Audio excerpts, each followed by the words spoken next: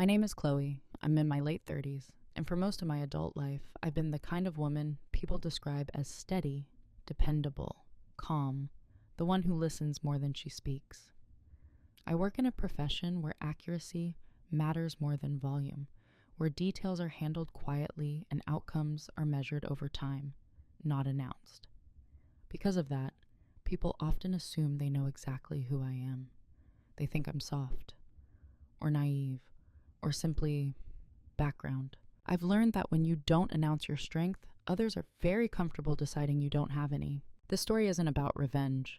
It isn't about public humiliation or dramatic exposure. There are no raised voices here, no slammed doors, no cinematic one-liners.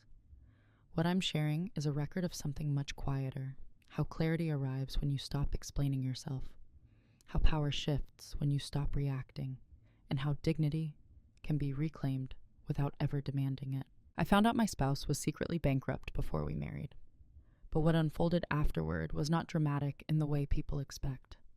It was slow, methodical, almost invisible, and the moment that truly changed everything wasn't a confrontation at all. It was a realization so still it barely registered as pain at first.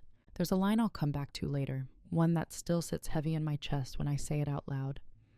The creditors introduced themselves before my in-laws did, not as an anecdote for shock value, but as a quiet marker of how misplaced my trust had been, and how thoroughly I had misunderstood the story I thought I was living inside. This narrative follows an emotional arc many people recognize but rarely name. Being useful before being respected. Being included without being seen. Being valued for what you provide, not for who you are. It's about what happens when someone assumes your silence means consent, and your patience means ignorance. I'm not telling this story to warn you against marriage, or love, or even trust. I'm telling it because there is a difference between kindness and self-erasure, and most of us are never taught where that line actually is. I wasn't. What you'll hear is honest, sometimes uncomfortable, never exaggerated. I won't paint anyone as a monster, and I won't present myself as a hero. I'll simply walk you through the sequence of moments that led me from quiet acceptance to quiet authority, and what it cost me to get there. If you've ever been underestimated by people who benefited from your presence, I wonder, when did you first feel it? Even if you didn't have words for it yet? To them, I was easy to place. I was the quiet wife, the reasonable one, the woman who remembered birthdays, brought the right bottle of wine, and never dominated a conversation. At family dinners, I was often seated next to someone elderly or someone shy, as if my presence functioned as a buffer, a soft surface meant to absorb silence.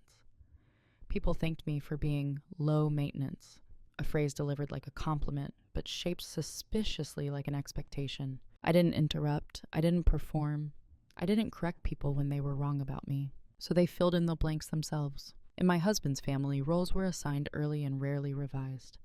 His mother was the organizer, his father the authority, his siblings the loud orbiting planets whose opinions filled the room before anyone else had time to think. And then there was me, the addition, the reasonable extra, the one who was so easygoing, as if that explained why no one ever asked what I thought. When they spoke about my husband, they spoke with pride, his ambition, his confidence, his plans. When they spoke about me, it was usually in relation to him. She supports him. She keeps him grounded. She's good for him. I don't remember anyone ever asking what I was building, only how I was helping. And I let that happen, not because I lacked a sense of self, but because I had been trained by work, by upbringing, by survival, to understand that visibility is not always safety. In my professional life, precision mattered more than presence. I was used to being underestimated, then quietly relied upon when things went wrong. That pattern had rewarded me before. I didn't yet realize how costly it would become in my personal life. At gatherings, my husband would speak over me without noticing. If I started a sentence and he finished it differently, the room followed his version. If I corrected a small factual error, it was waved away with humor. Oh, you know how detail-oriented she is? Laughter. End of discussion. No one meant harm. That's the part people struggle with when I explain it now. There was no villain twirling anything, just a collective agreement, unspoken, unexamined, that my calmness meant I didn't require space. I became useful instead. I remembered logistics. I smoothed misunderstandings. I absorbed awkward moments so others didn't have to. When plans changed last minute, I adjusted. When someone forgot something important, I filled the gap. And each time I did, I felt a small withdrawal from myself that I told myself didn't matter. Because this is how invisibility works. It doesn't arrive as pain.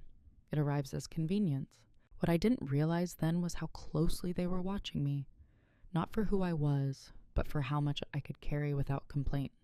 The more I carried, the more natural it seemed that I would continue to do so. Silence became my defining trait, even though it had never been my intention. In my marriage, this dynamic was subtle but constant. I handled the paperwork. I managed the shared schedules. I caught errors before they became problems.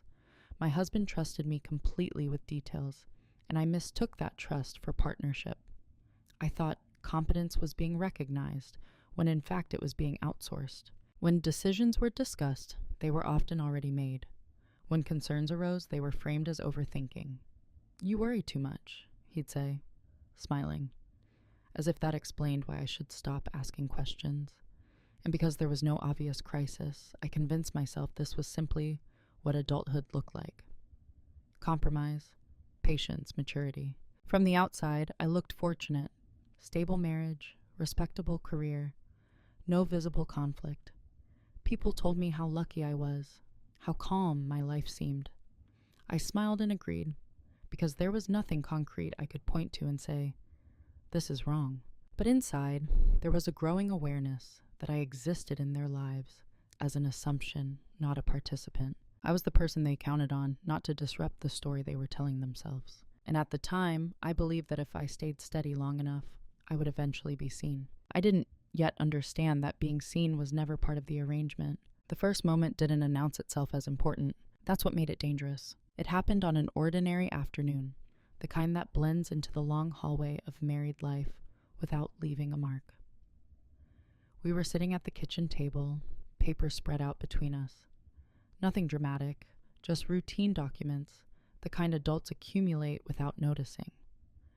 I remember the light coming in through the window, hitting the wood just right. I remember thinking how peaceful everything felt. My husband was distracted, scrolling on his phone with one hand while flipping through the papers with the other. I pointed to a line item and asked a simple question. Not an accusation, not suspicion, just curiosity. "Can you walk me through this part?" He didn't look up. "It's handled," he said. The words themselves weren't sharp, but the way they landed was final, dismissive, like a door closing softly instead of slamming. I waited. He didn't elaborate. I asked again gently, reframing it the way women often do when they sense resistance. "I just want to understand it." That's when he sighed. Not heavily, not angrily, just enough to signal inconvenience. "You don't need to worry about it," he said. "I've got it covered." Something tightened in my chest, not fear, not anger, but a quiet recalibration, a mental note. Because this wasn't reassurance. It was a boundary drawn without discussion, a subtle message. This is not yours to know. I let it go. That was the mistake people always focus on later, as if awareness automatically grants power. But in the moment, letting it go felt reasonable. Marriages survive on trust, I told myself. Not everything needs to be interrogated. And there was no evidence, no raised voice, no contradiction, no obvious lie. Just a small cut. Later at a family dinner, the moment repeated itself in a different form. Someone asked about our future plans, house, travel, timing. My husband answered easily, confidently, outlining decisions I didn't remember making together. I smiled, nodded, played my part. When I added a small clarification, he corrected me immediately, laughing as if I'd misremembered something obvious. Everyone laughed with him. No one noticed the way I went quiet after that. No one noticed because nothing looked wrong. I was still smiling, still present, still agreeable. That's how dismissal survives. It hides inside normalcy. Over the following weeks, I began noticing patterns I hadn't labeled before. Questions that were redirected. Conversations that ended before they started. Documents that passed through my hands already finalized. I told myself it was stress, work pressure, timing. I told myself I was being sensitive, but sensitivity wasn't the problem. Awareness was. Each small cut was insignificant on its own. Easy to justify, easy to forgive, but together they formed a map. One I didn't yet know how to read, but couldn't unsee. The most unsettling part wasn't that I was excluded. It was that everyone else seemed comfortable with that exclusion, and somehow I was expected to be comfortable too. I didn't confront him. I didn't demand transparency. I didn't make a scene. I did what I had always done. I observed. I adjusted. I waited.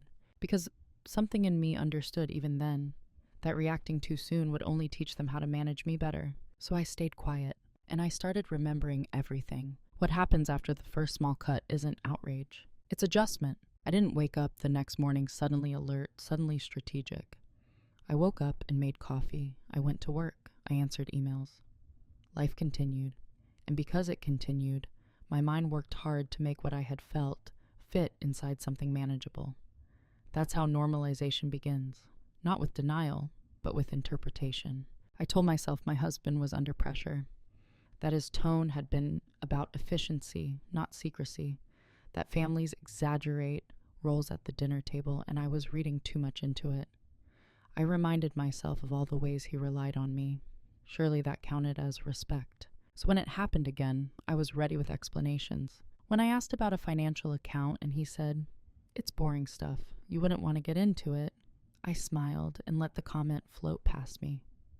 When he made a joke about how I like things a little too tidy in front of his siblings, I laughed along, even though the joke was built on the idea that my standards were excessive, not competent. Everyone laughed. That part mattered, because laughter seals things. It tells you what's acceptable to question and what isn't. It trains you to swallow discomfort quickly so you don't become the problem in the room. And I had spent enough years being the calm one to know how dangerous it can be to disrupt a pleasant narrative. So I didn't. I became more careful with my words. I prefaced questions with apologies. I softened statements until they barely resembled opinions. I told myself this was maturity, that relationships require flexibility, that not every thought needs air. What I didn't notice at first was that flexibility was only moving in one direction. The more I adjusted, the less adjustment was made for me. Decisions were shared after the fact. Information arrived, summarized, filtered, simplified. When I asked for clarification, I was reassured instead of informed. "Trust me," he'd say. "Why are you so tense?" And because I couldn't point to a single undeniable offense, I began to doubt my own reactions. I replayed conversations in my head, trimming my memory of sharp edges. I compared my marriage to louder, messier ones, and told myself I was lucky. No shouting, no obvious betrayal, just silence where partnership should have been. Disrespect doesn't always look like cruelty. Sometimes it looks like being gently managed. His family mirrored this dynamic without realizing it. They'd ask my husband questions about our life, while I sat right there. If I answered, they'd glance at him, waiting for confirmation. If our answers differed slightly, his version won. Always. Not because it was more accurate, but because it was more confidently delivered. I told myself this was about personality. That my calm demeanor naturally faded behind louder voices. That, if it mattered enough, I'd speak up more clearly. But there's a quiet erosion that happens when you're constantly asked to be clearer, while others are never asked to listen. I began doing something else instead.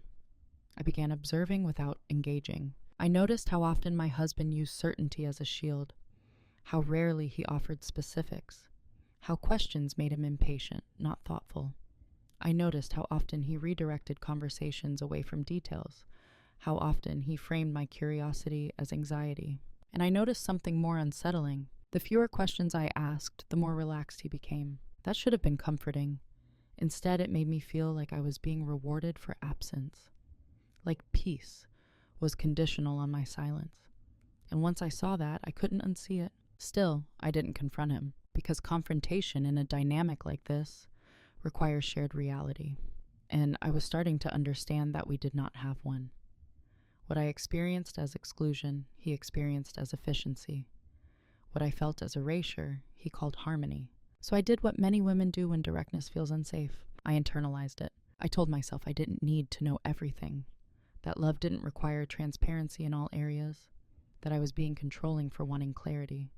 I shrank my expectations until they fit neatly into the space I'd been given.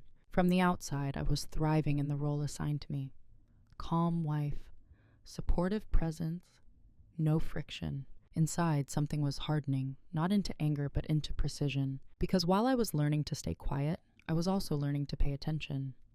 And respect, once withdrawn, has a way of revealing truths you were never meant to see. At the time, I still believed this phase would pass. I believed that if I stayed patient, stayed reasonable, stayed good, equilibrium would return. I didn't yet understand that what I was calling a phase was actually a system, and I was being trained to maintain it. It became clear to me slowly, the way truths often do when they don't want to be confronted. I wasn't just being overlooked. I had been assigned a role. In my husband's world, and by extension his family's, I was the stabilizer, the one who absorbed uncertainty so others didn't have to. I was there to make things smoother, quieter, easier, not to question direction, not to complicate momentum, but to ensure nothing ever derailed it. Once I saw that, everything made sense. Why my competence was welcomed, but my curiosity was not. Why my labor was appreciated, but my perspective was optional. Why I was trusted with execution, but not with truth. At family gatherings, this role was reinforced constantly. I handled logistics without being asked. I cleaned up after conversations, not just tables. When tensions rose between siblings, I redirected gently. When plans were chaotic, I organized them. People thanked me in passing, the way you thank a reliable appliance. You're so good at this. I don't know what we'd do without you. What they didn't say was just as important. They didn't ask how I felt. They didn't ask what I wanted. They didn't ask what I thought should happen next. Because my role wasn't to decide. It was to support decisions already made. My husband leaned into this without malice. I don't say that to excuse him, but to be precise. He saw my steadiness as proof that I was fine, my lack of protest as agreement. When I raised concerns, he treated them as stress responses, not insights. You overthink things, he'd say affectionately. That's why I handle this stuff.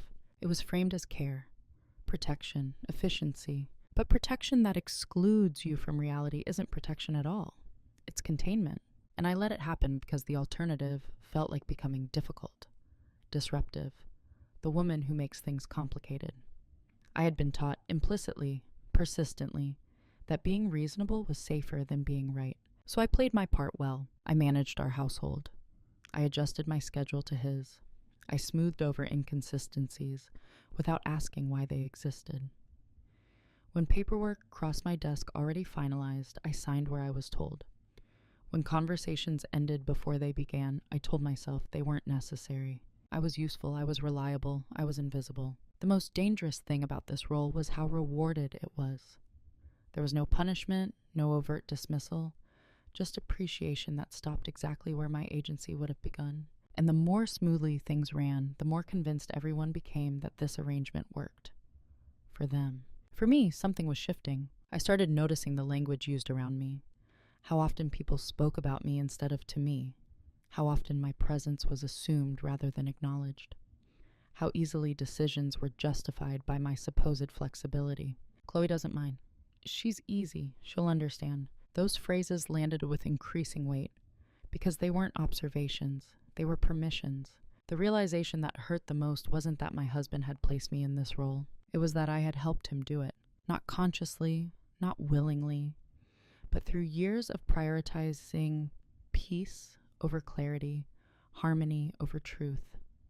Through believing that being good meant being agreeable, and that being loved meant being low friction. Once I saw the role, I couldn't pretend it wasn't there, but I still didn't break it. Not yet, because understanding your position in a system doesn't immediately give you the power to change it.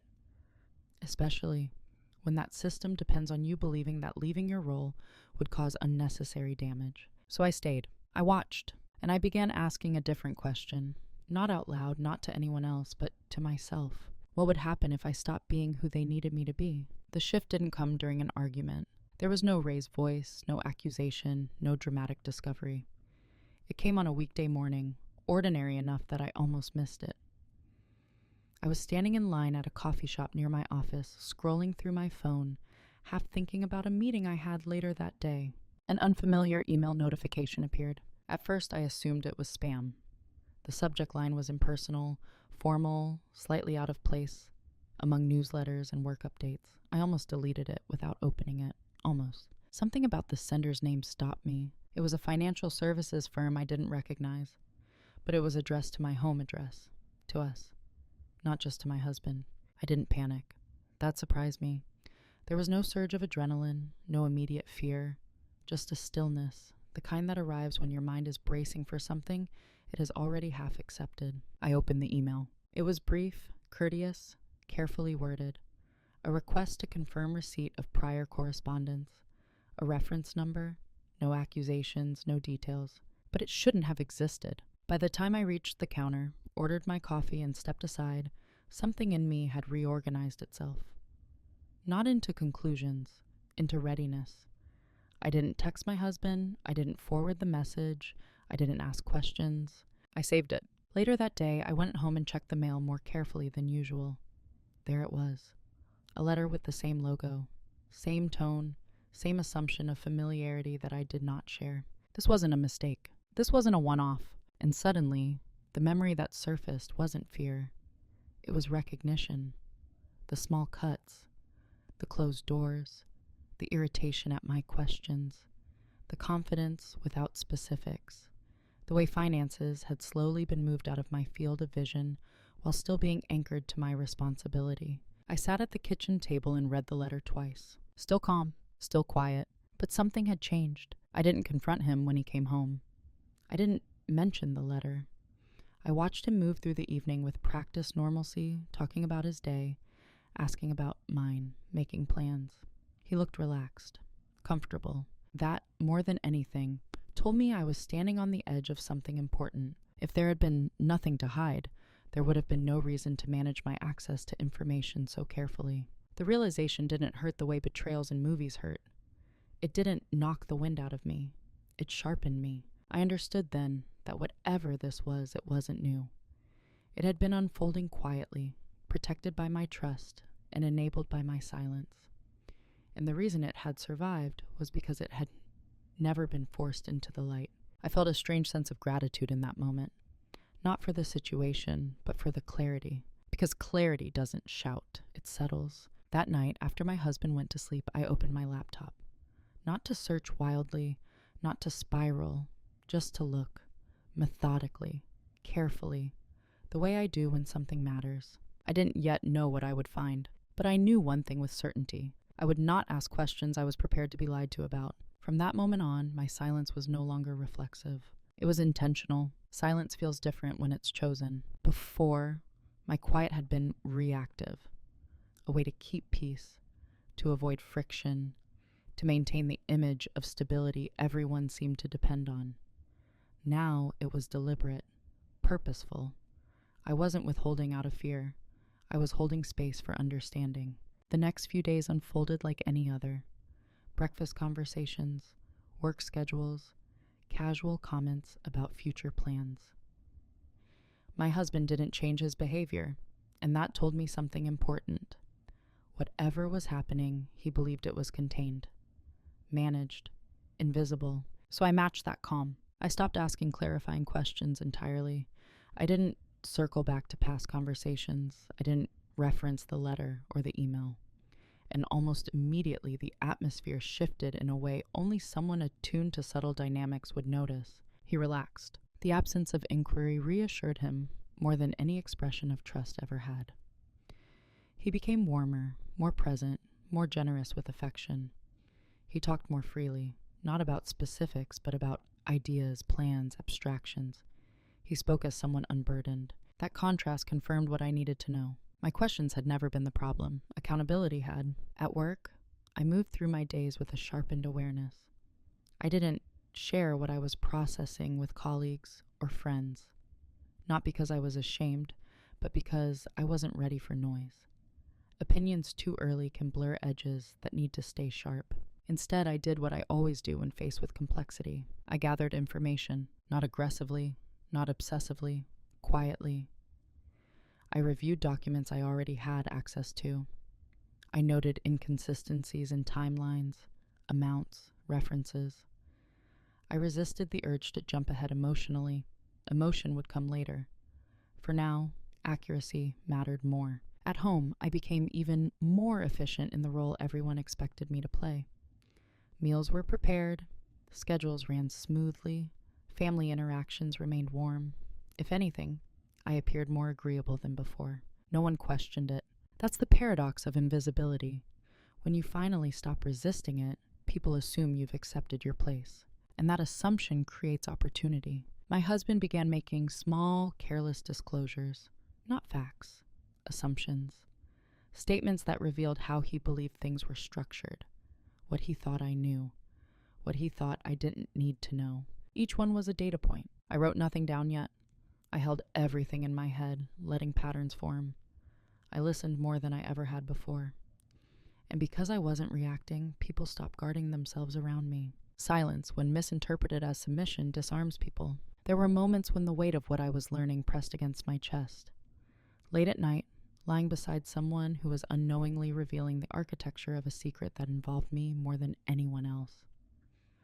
Those moments were difficult, but they were also grounding. Because I wasn't powerless anymore. I had chosen not to speak. And that meant when I eventually did, it would be on my terms. For the first time since the small cuts began, I wasn't trying to preserve the version of the marriage others found comfortable. I was preparing to understand the reality I had been excluded from. Silence wasn't a shield. It was a lens. Preparation doesn't always look like action. Most of the time it looks like patience. In the weeks that followed, nothing outwardly changed. That was the point. I continued showing up exactly as expected, calm, capable, unassuming. If anyone had been watching closely, they might have noticed a slight withdrawal in me, a careful economy of words. But no one was watching that closely. They never had. What they didn't notice was how much access I already had. My work had trained me to understand systems, how information flows, where it pools, where it's hidden. I knew how financial narratives are constructed, how gaps appear, how silence can be engineered to look like simplicity. And I knew how rarely people consider the quiet ones as a threat. So I didn't announce what I was doing. I reviewed credit reports the way someone else might review weather forecasts, methodically, without panic. I cross-referenced dates, addresses, obligations. I recognized patterns that weren't obvious unless you'd been taught where to look. Accounts that had been closed but not resolved. Debts transferred, renamed, softened by euphemistic language. I didn't feel shock. I felt confirmation. Each piece fit too neatly into the shape my instincts had already traced. The irritation at my questions, the impatience with transparency, the insistence that I didn't need to understand. This wasn't forgetfulness or oversight. It was containment. And then came the detail that stayed with me long after everything else blurred together. Some of the earliest correspondence predated our engagement. That was the moment my breath changed, not quickened, slowed. Because that detail wasn't just about money. It was about choice, about what had been known and what had been withheld at a time when honesty would have altered everything. I documented quietly, screenshots, dates, names. I didn't dramatize what I found, even to myself. I labeled files plainly. I avoided emotional language in my own notes, not because I was numb, but because clarity requires discipline. At home, the dynamic remained undisturbed. My husband talked about the future with ease. His family continued to treat me as a supportive extension of him. I was included in conversations just enough to be useful, not enough to be informed. And because I wasn't pushing back, they all relaxed further into their assumptions. That was their mistake.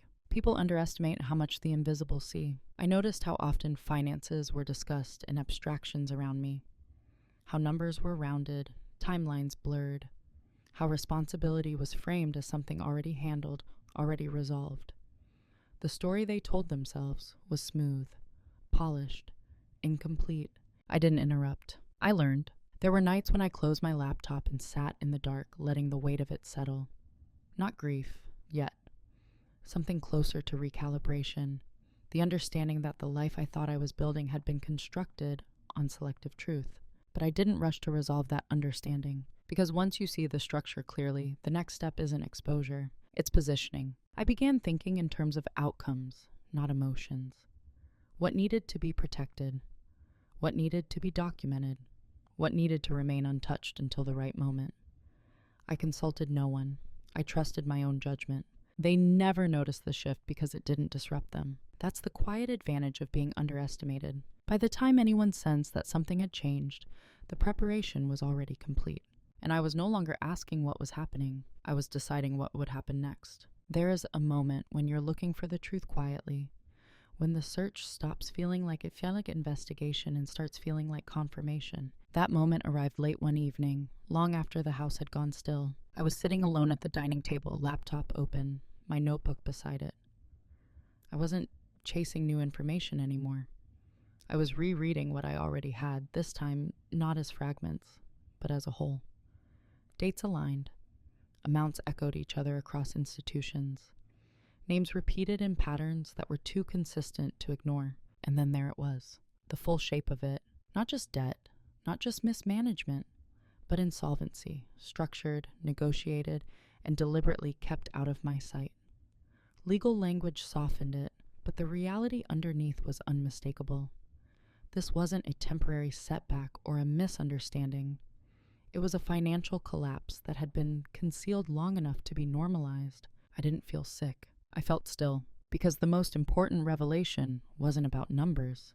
It was about timing. He had known, not suspected, not feared, known. He had entered our marriage carrying obligations that predated me, obligations that would legally and practically touch my life.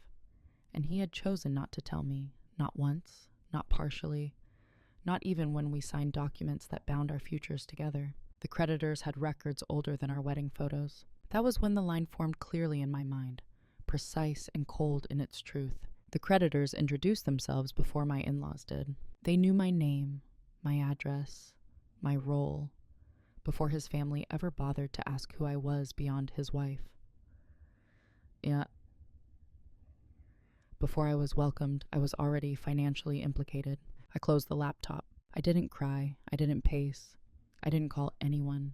I sat there and let the clarity settle fully into my body, the way you let a diagnosis sink in before deciding on treatment. This was the private reveal, the moment that belonged only to me. Not because I wanted secrecy, but because I needed ownership. No one else's interpretation, no one else's outrage. Just the unfiltered truth and my response to it. And what I felt more than anger was resolve. Because betrayal hurts, but deception reshapes your sense of agency. And I could see now that what had been taken from me wasn't just honesty, it was consent. The ability to choose my life with full information. That couldn't be undone, but it could be answered. I understood then that whatever I decided next would be irreversible. Not in a dramatic way, but in a structural one. The kind of decision that doesn't shout, doesn't threaten, doesn't demand acknowledgement. It simply changes the rules. I gathered the documents into a single folder. I placed my notebook on top of it. I turned off the light and went to bed beside someone who still believed I knew less than I did. And for the first time since the beginning of all this, I slept without confusion, because uncertainty had been replaced by clarity. And clarity once reached doesn't argue. People imagine that once you uncover the truth, action follows immediately. It doesn't. What follows is evaluation. For several days after the private reveal, I moved through my life with an unusual steadiness. Not because I was unaffected, but because my mind was busy weighing futures. I considered paths the way I would at work, carefully, unemotionally, aware that each option carried consequences that couldn't be recalled once chosen. There were obvious choices. I could confront him, lay the documents on the table, demand explanations, apologies, revisions of the past. I knew exactly how that conversation would unfold. Surprise first, then minimization, then reassurance without specifics, promises shaped like fog. I could tell his family, force visibility, make the truth loud enough that it couldn't be smoothed over. But exposure would turn the story into spectacle, and I would lose control of its meaning. I'd be reduced to emotion in a room full of defense. I could walk away immediately, leave before anyone had time to react. But walking away without preparation would cost me more than it would teach anyone else. None of those options felt precise enough. What I wanted wasn't revenge or vindication. It was restoration of agency, a correction of imbalance. and that required patience. So I chose the option no one expected. I chose to do nothing outwardly. Internally, everything shifted into alignment. I stopped thinking in terms of what he did and started thinking in terms of what I needed. Protection, autonomy, clean separation between his decisions and my future. Documentation that spoke for itself without my voice attached to it. I reviewed legal frameworks, quietly, hypothetically. I learned what my obligations actually were, and which ones I had been led to assume incorrectly. I made note of timelines, of thresholds, of the difference between shared liability and implied responsibility. I didn't alert him with sudden changes in behavior. I didn't become distant or cold. In fact, I became more neutral than ever. Pleasant, predictable, safe. That neutrality was important, because people only protect secrets when they sense risk, and he sensed none. At night, lying beside him, I sometimes felt the weight of what I was choosing. The version of myself that might have demanded truth earlier, loudly, emotionally. I acknowledged her. I didn't dismiss her. But I also didn't let her drive. This wasn't about punishment. It was about exit with integrity intact. The irreversible choice wasn't about leaving or staying. It was about no longer participating in a shared illusion. About stepping out of a narrative where my silence was mistaken for consent and my presence mistaken for permission. Once I made that choice, the rest became procedural. The decision point wasn't dramatic. It was quiet, and once crossed, there was no going back. Not because I couldn't forgive, but because I could no longer pretend I hadn't seen the truth. After the decision, everything became logistical. That's the phase people rarely talk about, the part where emotion steps aside and structure takes over.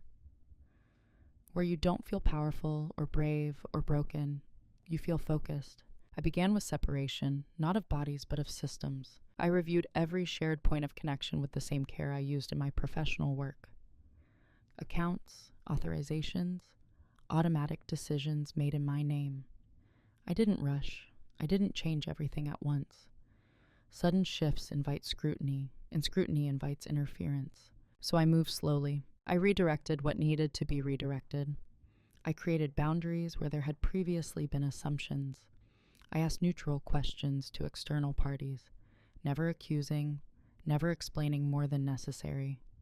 I learned which responsibilities were legally mine and which had only ever been implied through marriage and expectation. What surprised me wasn't how much control I could regain. It was how little resistance there was. Systems respond to clarity. When you ask the right questions in the right order with the right tone, doors open quietly. No one argues with someone who knows what they're asking for. At home, nothing appeared different. I still planned dinners, still attended family gatherings, still smiled at conversations that floated past me without landing. If anything, I was praised more than before. "You've been so calm lately," my husband said once with genuine relief. I nodded. Calm reads as cooperation to people who benefit from it. Behind that calm, I documented everything. I kept records precise and unemotional. I avoided moral language even in my own notes. I wasn't building a case for judgment. I was building a map for exit. There were moments when the silence felt heavy, when I wanted to ask him how long he thought he could carry this alone, or whether he believed omission wasn't a form of lying. But those questions belonged to a different version of me, a version still hoping for mutual recognition. I had moved beyond that. What I was doing now didn't require his understanding, only his continued assumption that nothing had changed. And that assumption held, because when people believe they are in control, they stop paying attention. By the time the groundwork was complete, there was nothing left to negotiate emotionally. The structure existed. The options were clean. The timeline was mine. I didn't feel triumphant. I felt ready. And readiness, unlike anger, doesn't rush. The consequences didn't arrive all at once. They never do. They arrived as small absences, subtle shifts, things no one could quite name, but everyone could feel. I noticed it first in the way conversations began to stall. Plans that once flowed easily now required follow-up. Decisions that used to feel automatic suddenly needed clarification. My husband started repeating himself, not because he was lying, but because the structure he relied on was no longer quietly holding him up. He didn't know that yet. He just felt friction where there hadn't been any before. At home, nothing dramatic happened. No arguments, no accusations. But there was a growing sense of imbalance, like a table with one leg slightly shorter than the others. He adjusted his posture without realizing why. He compensated. He grew tense in moments that should have been easy. I remained exactly the same on the surface, calm, attentive, present. That was the hardest part for him, though he didn't know it. There was no visible source for the discomfort he was starting to feel. Nothing to push against, nothing to blame, just a quiet sense that something essential was no longer being handled for him. People don't always notice when support disappears. They notice when effort increases. At work, he mentioned being tired more often. At dinner, he spoke in longer explanations, as if trying to convince himself as much as me. He began checking details he used to wave away. Not thoroughly, just enough to signal uncertainty. The confidence was still there, but it had lost its ease. In his family, the shift showed differently. Small misunderstandings went unresolved. Plans changed at the last minute without backup. Logistics that had once smoothed themselves now snagged. I watched them grow mildly frustrated, not with me, but with the situation itself. They didn't ask for my help. They assumed it would appear. When it didn't, there was confusion before irritation, then a subtle collective sense of being unsettled. Not angry, just off balance. I stayed pleasant. I answered questions when asked. I didn't volunteer solutions. I didn't fill gaps preemptively. I allowed pauses to exist where I once would have bridged them without thinking. No one accused me of anything. That's what made it effective, because the absence of my quiet labor wasn't something they could confront. It had never been acknowledged as labor in the first place. You can't demand the return of something you never admitted you were receiving. My husband began seeking reassurance in indirect ways. He'd ask how I was feeling, then seem relieved when I said I was fine. He'd comment on how solid we were, as if testing whether the foundation was still where he left it. It was, just no longer load-bearing. There were moments when I could see the anxiety flicker across his face. Brief, unguarded. When something didn't add up as easily as it used to. When a phone call ended without the clarity he expected. When the future felt less smooth, less assumed. He never connected those moments to me. That was the quiet irony. For so long, my presence had been invisible precisely because it was stabilizing. Now that stabilization was gone, the system reacted, but the source remained unnamed, unseen. At family gatherings, the dynamic shifted subtly. Conversations drifted without direction. Someone forgot something important. A plan fell through. I watched as mild stress rippled through the room, passed from person to person without landing anywhere. They still saw me as calm. They didn't yet see me as absent. That would come later. For now, there was only a sense of loss without a clear cause, a discomfort without an object, a growing awareness that something foundational had changed, even though no one could point to the moment it happened, including him. That's the thing about consequences that begin quietly. They feel like coincidence at first, like bad timing, like stress, like the world becoming slightly less cooperative for no reason at all. He started trying harder in places that didn't matter, because he didn't know where the real shift had occurred. More words, more reassurance, more surface-level control. But control doesn't work when the underlying structure has already been altered. I watched all of this without satisfaction. There was no pleasure in it, only confirmation, because what was unraveling wasn't a relationship yet. It was an assumption. The assumption that things simply worked. That someone else was always quietly making sure they did. That assumption had expired. And now, without understanding why, they were beginning to feel the cost of having relied on something they never truly saw. Panic doesn't always look like chaos. Sometimes it looks like urgency wrapped in politeness, like questions asked too carefully, like solutions offered a moment too late. By the time they realized something was wrong, they still didn't know what it was. My husband began circling the same concerns repeatedly, approaching them from different angles as if one of them might suddenly open. He talked about getting ahead of things, about tightening plans, about being more intentional. His language shifted from certainty to control, an instinctive response when confidence starts to crack. "What do you think we should do?" he asked one evening, casually, as if the question hadn't been absent for years. I looked at him and answered honestly, "I think you should do what makes sense to you." It wasn't defiance, it wasn't sarcasm. It was the truth. He nodded, but something in his expression tightened. The reassurance he'd been looking for hadn't arrived. The burden hadn't lifted. Because reassurance only works when the person offering it is still carrying part of the weight. I wasn't. At family gatherings, the confusion deepened. Plans were revisited multiple times. Small crises appeared where none used to exist. Someone forgot to confirm something important. Someone else assumed another person had handled it. Mild frustration edged into conversations, then embarrassment, when no clear explanation surfaced. They started checking with each other more. They did not check with me. That told me everything. Even now, when the structure was failing, they didn't fully register my absence as causal. They experienced the loss without naming it, which meant they couldn't fix it, because you can't repair what you don't acknowledge. My husband's anxiety became more visible. Not dramatic, just persistent, a tension that didn't resolve with rest.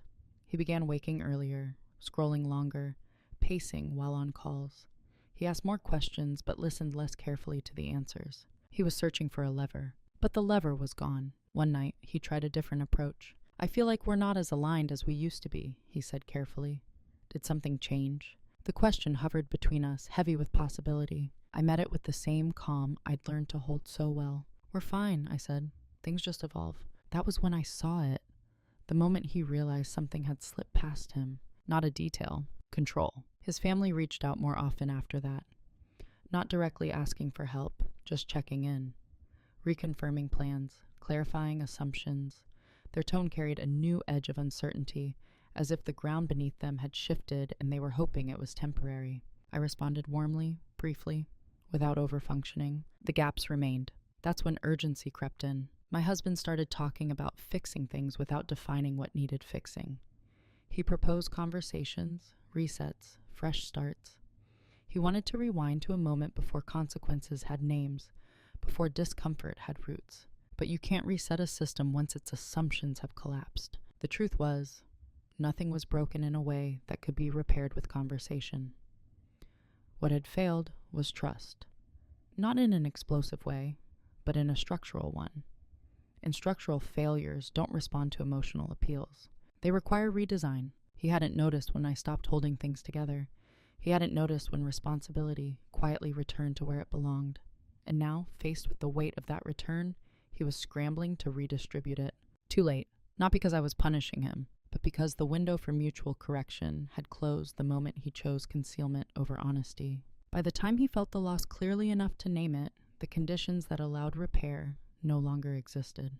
And that's the quiet cruelty of delayed awareness. You don't get a warning. You just wake up one day realizing the thing you assumed was permanent was actually provisional, and the person you thought would always be there had already stepped away. The confrontation, when it finally came, didn't look like one. There was no raised voice, no accusation stacked on top of another, no dramatic unveiling of documents across the table. By the time we spoke plainly, the truth no longer needed volume. We were sitting in the living room early evening, the kind of hour where the day has already given up, but night hasn't quite claimed the space yet. He was restless. I was still. "I need to understand what's happening," he said. Not defensively, not angrily, just tired. I nodded. So I told him. Not everything. Not all at once. Just the part that mattered most. I told him that I knew, that I had known for a while, that the financial reality he had kept compartmentalized had reached me through channels he hadn't anticipated. I didn't list creditors. I didn't cite dates. I didn't recite evidence like a prosecutor. I didn't need to. The color drained from his face anyway. He started explaining immediately. Context, pressure, fear, shame. He spoke quickly, as if speed could soften what was being said, as if the right framing might undo the past. I listened. That surprised him. When he paused, waiting for anger, I said something simple. "I'm not upset because things went wrong," I told him. "I'm upset because I wasn't allowed to choose." The room went quiet.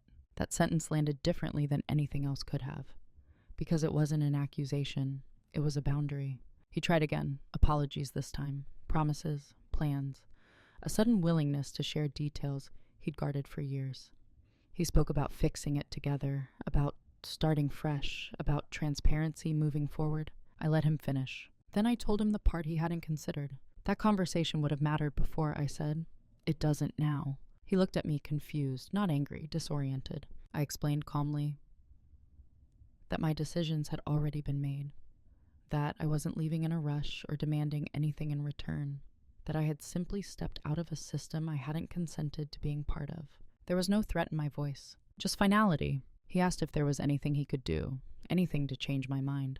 His tone wasn't desperate yet, but it was close. I shook my head. "This isn't about convincing me," I said.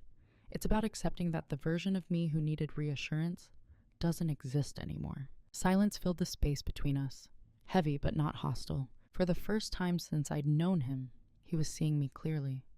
Not as the stabilizer, not as the quiet support, but as a person making a decision without asking permission, and there was nothing he could say to reassign me to the role I had already left. The confrontation ended the way it began, quietly. I didn't emerge from this wiser in the way people expect. There was no sudden transformation, no dramatic shedding of an old self. I didn't become harder or colder or suspicious of everyone around me. What changed was simpler and more permanent. I became exact. I no longer confuse calm with compliance or patience with permission. I understand now that being agreeable can sometimes be a way of disappearing, and that disappearing is not the same thing as being safe. My life now is quieter than it was before, but it's also clearer. I make decisions with full information. When something doesn't make sense, I ask. Not to accuse, but to understand. And when answers are withheld, I take that seriously. Not personally, structurally. I no longer fill gaps that were never meant to be mine. I don't absorb other people's chaos to preserve their comfort. I let pauses exist. I let responsibility rest where it belongs. What surprised me most was how little bitterness I carry. I don't replay conversations looking for sharper responses. I don't imagine alternate versions of myself who spoke sooner or louder. I understand now that I responded the way I did because I was trying to survive within the tools I had at the time. That deserves compassion. I still believe in partnership, in shared lives, in building something durable with another person. But I believe in it differently now. Partnership, to me, means visibility, mutual risk, the willingness to be fully known, even when that knowledge complicates things.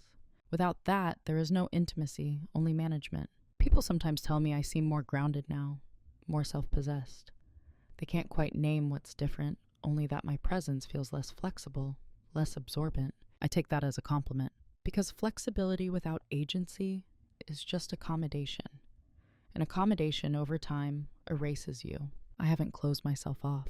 I've simply stopped shrinking, and in that space, where silence is chosen, not enforced, I found something steadier than approval. I found myself. There's a temptation at the end of stories like this to offer advice, to turn experience into instruction, to tell you what to watch for, what to demand, what never to tolerate again. I won't do that, because the truth is, most people don't miss red flags because they're foolish. They miss them because they're being kind, because they believe in continuity, because they assume good faith where silence exists. I did. What I learned isn't that trust is dangerous. It's that trust without visibility is not trust at all. It's delegation. And delegation only works when both people agree to the terms. No one wakes up one day and decides to disappear inside their own life. It happens gradually, through small accommodations that feel reasonable at the time, through silences that seem harmless, through roles accepted without being named. The danger isn't conflict. The danger is becoming so easy to live with that no one notices when you're no longer fully there. I don't regret staying quiet as long as I did. That quiet taught me how systems work, how people adjust when you stop holding things together for them, how absence can be louder than accusation. And I don't regret leaving the role I was given without asking, because roles assigned without consent can be returned without explanation. If there's a moral here, it isn't about marriage or money or betrayal. It's about agency, about the right to know the truth of the life you're participating in, about recognizing that being calm, capable, and supportive should never cost you your voice. Quiet strength isn't about endurance. It's about discernment, and discernment changes everything, not loudly, not violently, but permanently. If you've ever realized, too late, that you were holding more than you agreed to carry, I'm curious. What was the moment that finally made you stop?